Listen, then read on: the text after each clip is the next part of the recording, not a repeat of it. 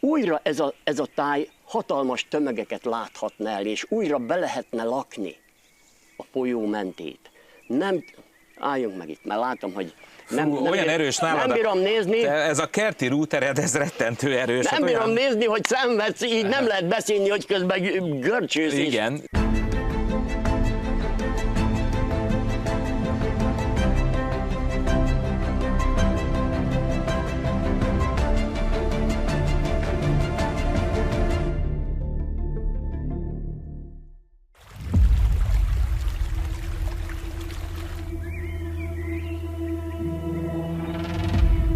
Az előző rész tartalmából.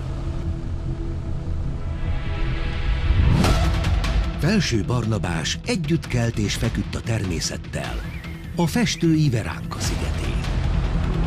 Ott, ahol a konyha ablaka volt a televízió, a gomolygó füst pedig a wifi az égiekkel. Főszereplőnk nem csak a természetvédelem ütőerén tartja az ujjait, hanem a banjón is.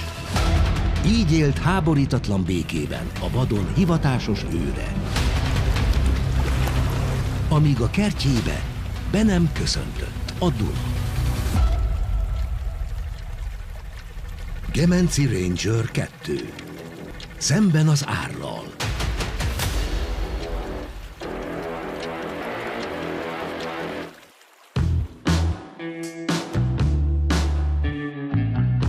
Barnabás, csak azért, hogy a kedves néző is érezze, hogy mi volt itt a keddi tetőzésen, hol állt a víz? Hát, ha a partra kinézünk, akkor látszik, hogy a fejünk fölött lenne körülbelül egy olyan jó 40 centivel. Ezt a mindenit. Volt már hasonló? Hát gondolom az életed során sokszor láttál ilyet, nem? Körülbelül 30 árvizet éltem meg eddig életemben.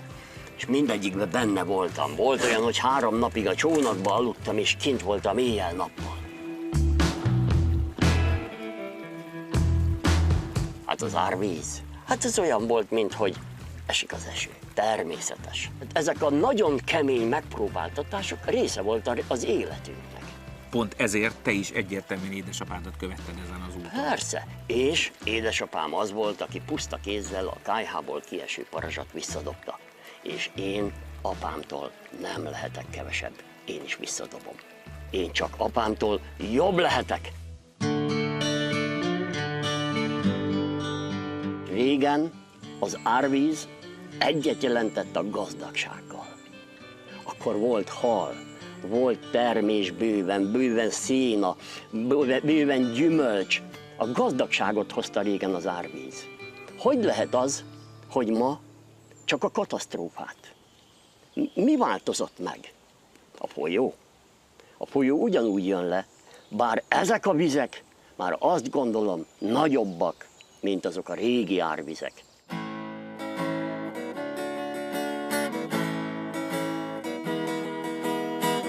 Ez egy ősrégi tolcsvai dal, van vagy 50 éves.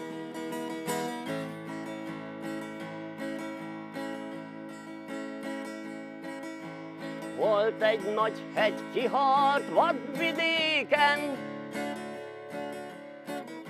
felette nem volt csillag sosem fent az égen. Volt a völgyben egy széles nagy folyó, sötét vize mindig háborgó. Ha volt víz, temérdek hal volt, és temérdek bevétel. Fokokat kellett csak rendbe tartani, szétvezetni a vizet, és ahogy Molnár Géza mondta, az ártéri ember azzal kezdte a gazdálkodását, hogy utána csak betakarított. Halászott, nádat vágott, gyékényt vágott, méhészkedett, gyümölcsöt szedett, és boldogan élt, tömegeket látott el az ártér hajdanán. És mi történt, amikor a folyószabályozást végrehajtották? Addig falvak sokasága élt gazdagon a tájból.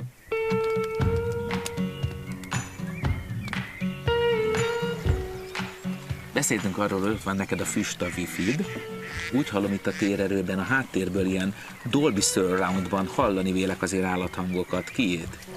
Ezek vadkacsák, ők boldogan úsznak a mély vízben. Amíg meg nem halnak. Ők nem mérvadóak, a vadak, azok ezen a részen nincsenek, mert a vadmentődomb az kicsit arrébb van. De oda nem megyünk, mert a vadakat nem háborgatjuk. Fontos kérdés, ugye az állatokra hogyan vigyázzunk, és ugye ilyenkor, amikor jön a városi emberi a selfie-botokkal, akkor teljesen érthető, hogy a Gemenci erdőt elzárták az emberek elől, ugye? Hogy volt ez a történet most a napokban?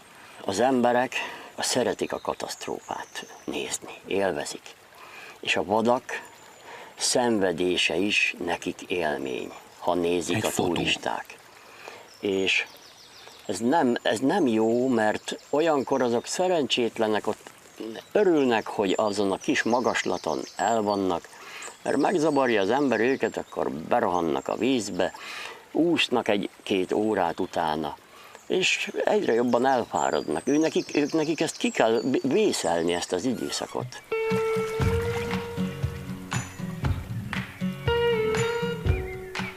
Most ezeket tárom föl például, hogy hova kellene még vadmentődomb.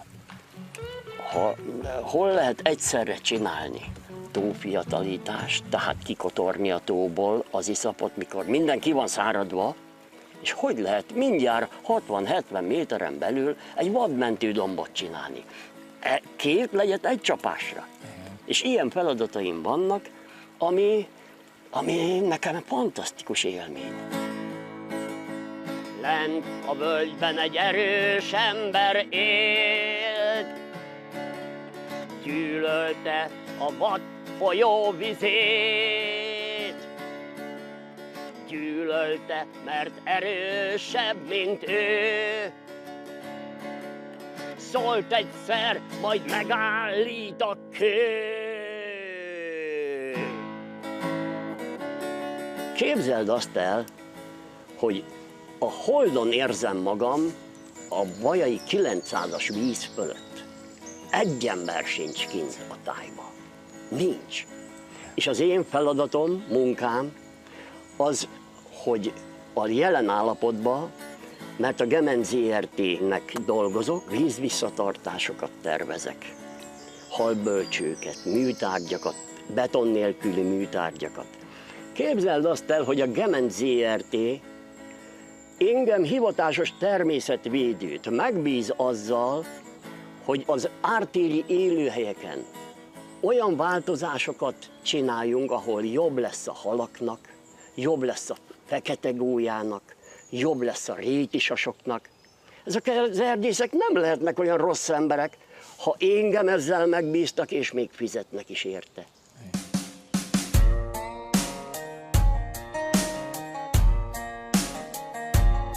Varnamás, ezt se gondoltam volna, hogy arról kell beszélnem, hogy kicsi a Duna. Itt egy picit lehetne nagyobb?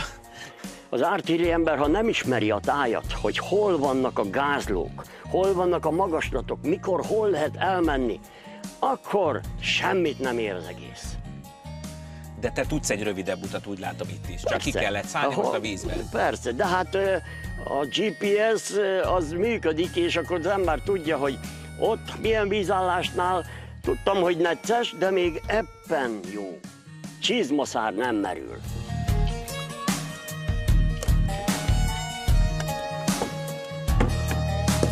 Innen már sima út a házig vissza.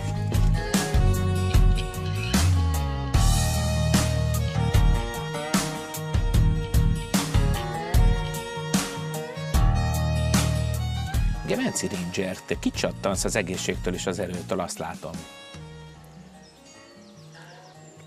Tudod miért? Ha önmagadat éled, egészséges maradsz. Ha valaki mást élsz, akkor jönnek a bajok. És én most olyan gyönyörű munkám van, ahol halbölcsőket fogunk csinálni. Ezeket készítem elő, ahol az ikráról nem fog majd lemenni a víz. Ezt a részt, ha sikerül, úgy be fogjuk halasítani, a horgászok örömére.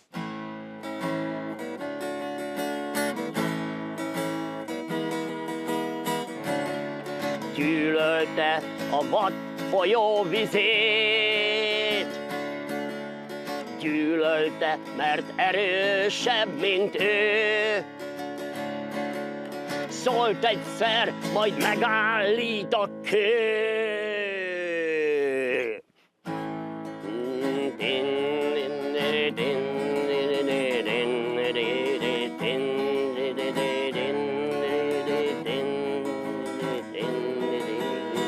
Csak ezt az egy verszakot ismerem.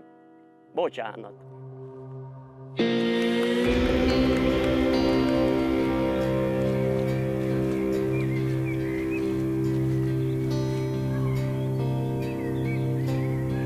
Természet annyi mindent szeretne nekünk adni. Miért nem fogadjuk el? Mert olyan önteltek és gőgösek lettünk a mai világba, hogy nem is értem az embereket, hogy tudnak ennyire magas lóról közelíteni mindenhez, főleg a természethez. Hát annyi gyönyörű dolog van, pici öröm a természetbe, a járda szegélybe egy hangya működése, vagy a méhecskék működése. Én is méhészkedek, van 2-3 kaptár méhecském, saját mézemet megtermelem.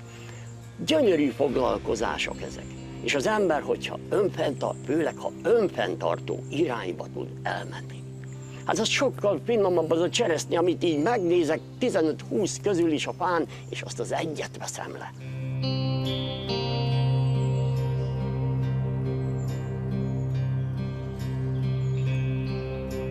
Barnabás, azon gondolkozom itt az adásunk vége felé, hogy tulajdonképpen persze nehézséget és kihívást okoz az árvíz, de te annál sokkal jobban tiszteled a folyót, hogy ez foglalkoztasson téged igazán, elkeserítsen téged igazán, ugye? Nézd! Elmondok neked egy kicsit nevetséges dolgot, de én ma már nem pisilek bele a Dunába. Kimegyek a partra, mert úgy érzem, hogy megalázom a folyót ezzel.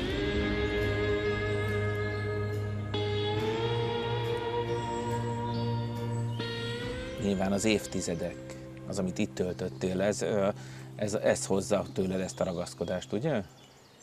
A folyó egy élőlény. Azt gondoljuk, ez is nevetséges, fákat ölelgetek az erdőbe, és érezni az aurájukat. Nagyon érdekes. Ez bolondnak nézik az embert ezért ma. Tehát az a fa érez. Biztos vagyok benne, hogy érez.